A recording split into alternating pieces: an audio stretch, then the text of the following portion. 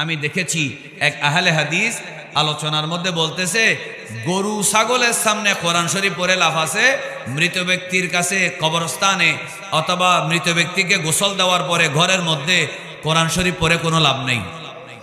আচ্ছা বলুন দেখি, আমরা কি আহলে হাদিসের কথা মানবো নাকি আমার নবীর কথা মানবো? আমার প্রিয় নবী সাল্লাল্লাহু আলাইহি ওয়াসাল্লাম বলেছেন, ইবনে মাজাহ শরীফের 1448 নম্বর হাদিস, ইকরাউহা ইনদা মাউতাকুম ইয়ানি ইয়াসিন, তোমরা মৃত ব্যক্তির কাছে সূরা ইয়াসিন তেলাওয়াত করো। আল্লাহ পাকের প্রিয় নবী সাল্লাল্লাহু আলাইহি ওয়াসাল্লাম বলেছেন মৃত ব্যক্তির কাছে সূরা ইয়াসিন তেলাওয়াত করার জন্য।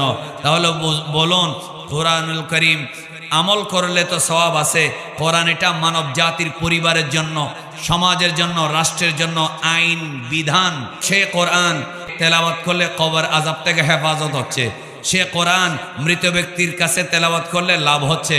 নির্দেশকে দিচ্ছেন রাসূলুল্লাহ সাল্লাল্লাহু আলাইহি ওয়াসাল্লাম।